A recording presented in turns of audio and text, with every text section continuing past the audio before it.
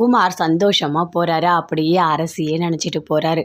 நான் மாத்திரை கொடுத்த உடனே அப்படியே அப்பத்தாக்கு கொண்டு போய் கொடுக்குறா. பயங்கர நல்லவளாக இருக்கா. ஐயோ கடவுளே, அரசியை நான் மிஸ் பண்ணிட்டேனே. அப்பயே அவள் என்னை லவ் பண்ணும்போது நான் கல்யாணம் பண்ணிவிட்டு சந்தோஷமாக என் வாழ்க்கையை வாழ்ந்திருக்கலாம்.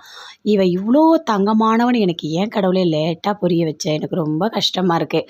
அவகிட்ட நான் டேப்லெட்டை கொடுத்தேன் அப்பத்தா கிட்ட கொடுக்க சொல்லி. அதுக்கு பதிலாக அவகிட்ட ஒரு சாக்லேட்டை நான் கொடுத்துருக்கணும். அதை அப்படியே வாங்கி அவள் சாப்பிடும் போது கண்டிப்பாக அவள் மனசு முழுக்க நான் தான் இருக்கேன்னு எனக்கு தெரிஞ்சிருக்கும் அப்படின்னு குமார் நினைக்கிறாரு.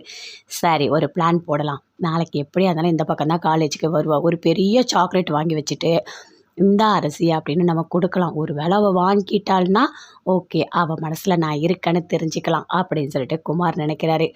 இல்லையே, அப்பத்தான் சொன்னாங்களே அரசிக்கு எனக்கு நிச்சயதார்த்தம் பண்ணும்போது அரசியோட முகம் மாறுச்சு, இல்லைன்னும் போது அரசி சந்தோஷமாக இருந்தா அப்படின்னு அப்பத்தான் சொன்னாங்களே. அப்போது அரசி மனசில் நான் இருக்கேன். பார்க்கலாம், நாளைக்கு கண்டிப்பாக சாக்லேட்டை கொடுக்கணும், அரசி மனசில் இடம் பிடிக்கணும் அப்படின்னு வெயிட் பண்ணிட்டு இருக்காரு. அரசி எப்பவும் போல வராங்க.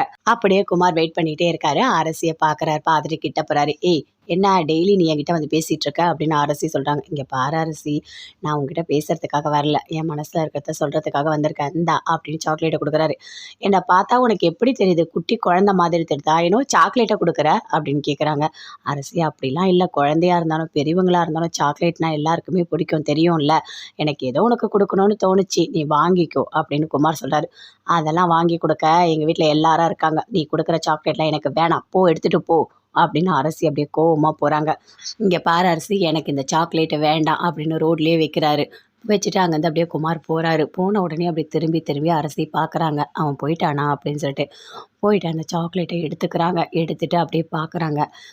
குமார், உன்னை எனக்கு ரொம்ப பிடிக்கும், ஆனால் நீ நல்லவனா கெட்டவனான்னு இன்னும் எனக்கு சரியாக தெரியல அப்படின்னு சொல்லிட்டு அந்த சாக்லேட்டை பிரித்து வாயில் வைக்கிறாங்க. அப்படியே பின்னாடியே குமார் வந்து திரும்பி நின்று முன்னாடி நிற்கிறாரு. பார்த்தோன்னே அப்படியே ஷாக் ஆகுறாங்க. என்ன அரசி, நான் கொடுத்த சாக்லேட்டை நான் போனோடனே நீ எடுத்துக்கிட்டியா? எனக்கு தெரியும் அரசி, உன் மனசு முழுக்க நான் தான் இருக்கேன்னு சொல்லிட்டு. அதை தெரிஞ்சுக்கிறதுக்காக மட்டும்தான் நான் சாக்லேட் உனக்கு கொடுத்தேன். இப்போ நான் புரிஞ்சுக்கிட்டேன், ஏன் உன் மனசு முழுக்க நான் தான் இருக்கேன்.